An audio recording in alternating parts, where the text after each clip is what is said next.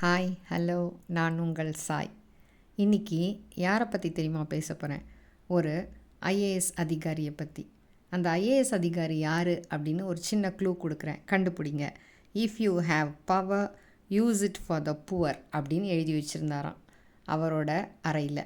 அவர் எழுதி வச்சுருந்தது மட்டும் இல்லைங்க, அது மாதிரியே நடந்தும் காட்டினாராம். யார் அப்படின்னு உங்களால் கெஸ் பண்ண முடியுதா?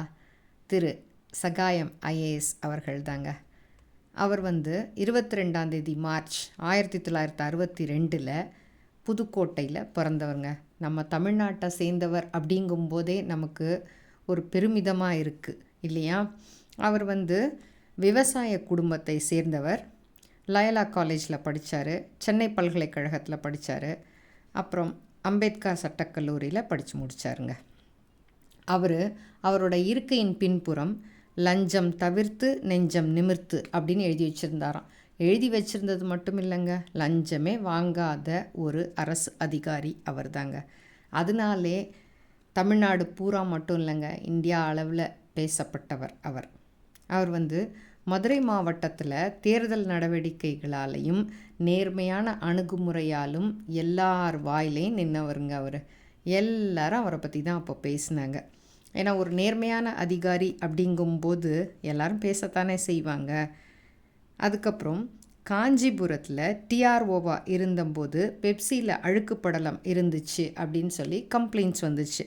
அந்த கம்ப்ளைண்ட் எல்லாம் இவர் ஆராய்ச்சி பண்ணி அதுக்கான ஆதாரங்களை எல்லாம் திரட்டி பெப்சி ஆலையவே மூட செய்தாருங்க. அவ்வளவு தைரியமானவருங்க.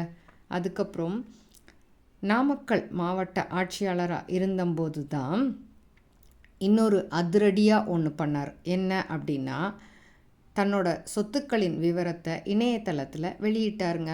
யார் எந்த ஒரு அரசு அதிகாரியுமே அவங்களோட சொத்துக்களின் விவரத்தை வெளியிட்டதா இப்போ வரைக்கும் கரெக்டான அறிக்கை வெளியிட்டதா தகவல் இல்லைங்க. இவர் கரெக்டான அறிக்கையை வெளியிட்டார். என்கிட்ட இவ்வளோ தான் இருக்குது அப்படின்னு சொல்லிட்டு பாராட்டப்பட வேண்டிய விஷயம் இல்லையா?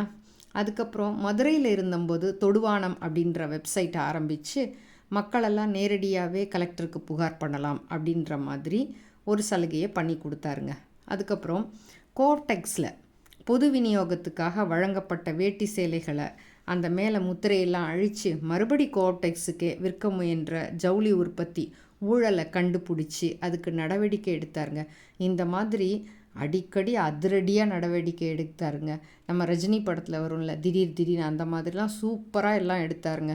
அதனாலே பல இடங்களில் பல பேர் இவரை பற்றி பேசிக்கிட்டே இருந்தாங்கங்க. அப்புறம் ஊனமுற்றோருக்கு ஊன்றுகோல் திட்டம் அப்படின்னு சூப்பராக ஒரு திட்டம் கொண்டு வந்தார். 2011 சிறந்த மாவட்ட ஆட்சியருக்கான 3வது பரிசை தட்டி சென்றவர் இவர் தாங்க.